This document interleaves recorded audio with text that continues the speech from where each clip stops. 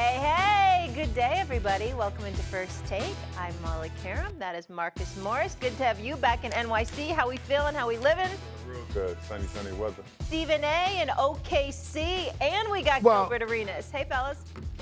How you doing? Agent Zero in the house. I just wanted to say to America, it is wonderful to see my man Eminem back in the house. It is wonderful to see Agent Zero. I mean, he's out west. And to get up this early, to get beat down. I really think that he should be applauded for that, okay? This is not the playoffs against LeBron where you average 35. This is not 2004 to 2007 when you average 27 a game, okay?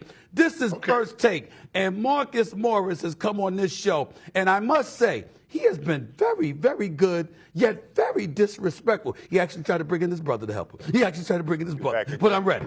Let's go, y'all. Don't worry, Stephen A. Let's go. Mark keeps right there. I'm looking at him right now, and I got a mic on him, so I might be bringing him out at any moment. Just buckle up. Oh, Lord. It is game day. Western Conference Finals, game 1 tonight, right here on ESPN and on The Deuce. It's the battle of the two young superstars. Anthony Edwards and the Minnesota Timberwolves face off against SGA and the Oklahoma City Thunder.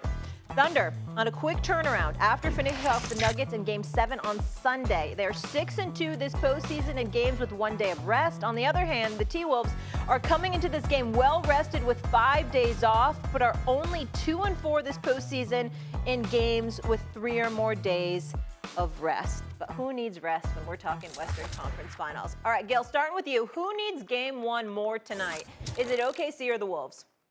I think the Wolves. Right now they're the underdogs in this series. Ant-Man, at the age of 23, needs to really prove himself to be that guy. And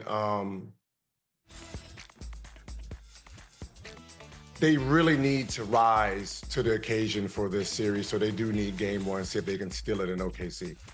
S.A.? I disagree with Agent Zero. He's not starting off on a good note. Oklahoma City needs this game.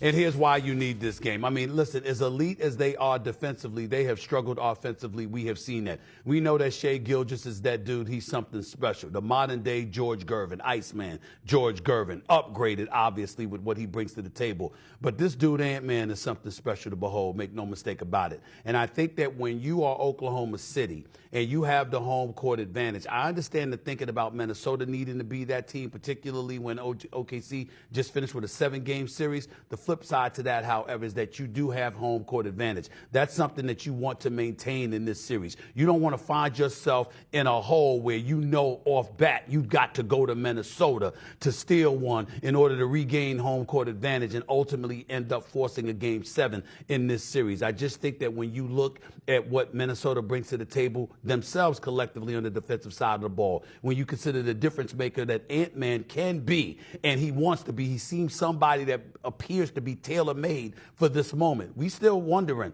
about that with OKC. And that's why I think if you're OKC, you need to roll up in here and send a message that we're in the Western Conference Finals for a reason. We've been the best team in the NBA during the regular season the last 2 years. We got some noise to make, and we're going to let you know that's exactly what we're here to do. They need to send that message tonight in Game 1. I think if you're Minnesota and you end up winning this game, that's a huge advantage for you.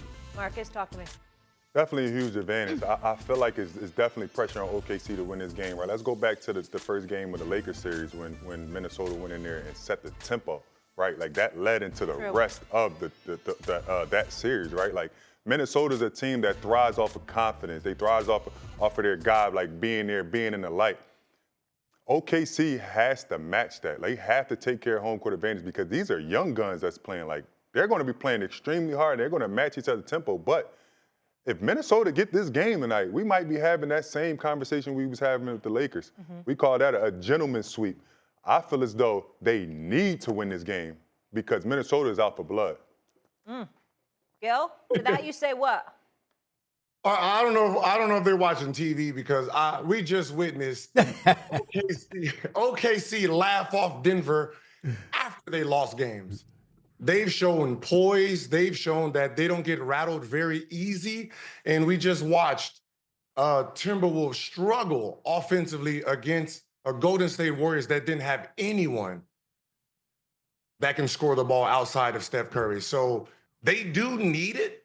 They do need Game 1 and possibly Game 2 to have a chance in this series, but I don't think OKC is stressing nothing about this series. Stephen A? Well, let me ask you a question, Gil. What were your thoughts about what you saw from OKC in terms of their struggles offensively periodically during this series? Obviously, they blew Denver out, blew them out of the gym on a couple of occasions. But there were a couple of games that series in the semifinals where they definitely struggled. They struggled flagrantly offensively. Defensively, they always showed up, and we get it. But I forgot which game it was where neither could score for the first half, of crying out loud. It was just an ugly, ugly game. And you found yourself, at least in a couple of games, when the game waned, they were struggling offensively. You're looking for Jalen Williams to step up and be that dude, which he was in Game 7s. Game 4, 5, and 6 was a different matter, okay? You looked at the other pieces around it. There was a shot here or there, whether it was Dort or somebody else that would make a shot, but you saw them struggling offensively. What do you make of that? You're not concerned about that at all? No, I don't think they're concerned about the offense because, they rely on defense. When you're talking about the playoffs, playing very good offensively throughout the series is going to be hard, but as long as you can sustain your defense, and which they do. And then from there, it's just about winning the game. And they found a way to win this series. They found a way to win games with struggling offensively. So I don't think they're going to really stress this series out. They're going to go out there and take care of business. Denver didn't adjust, right? So that wasn't a cakewalk. You've seen a lot of flaws on OKC. And one thing they didn't have to guard that they will have to guard now is wing guys that can get a bucket from 3 different levels. This was a Jokic-based series. Everything was ran through Jokic. Now they have a few guys that can put the ball on the ground, create open shots. I just think that they're primed to create troubles for OKC. Even if they are a great defensive team, you still have great players on Minnesota that can get in the paint, that plays together. And Finchie got those guys running. I don't think it's that simple. If you lose that first game with what we've seen from Minnesota and the guys that they've taken down, yes, they didn't score the ball well against the Warriors. The Warriors couldn't score at all.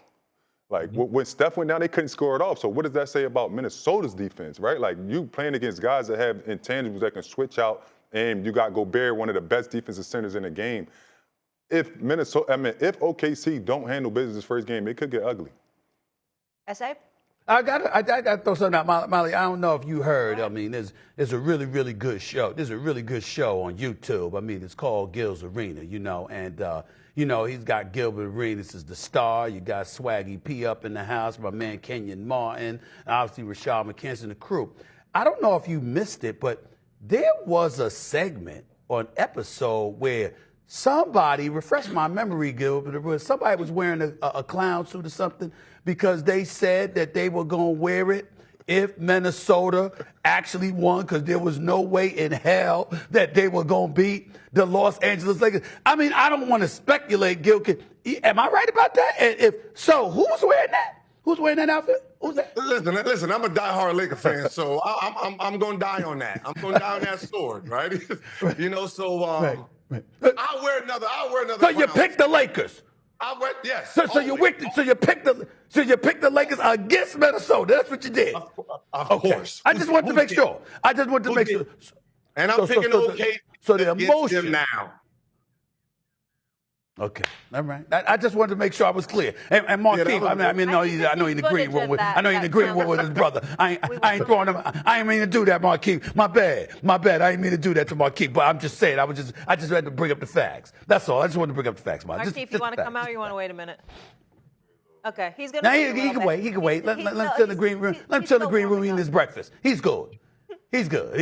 Wanna try to boast at what I look like. Jimmy with the heat, I'm on fire. It's NBA over here.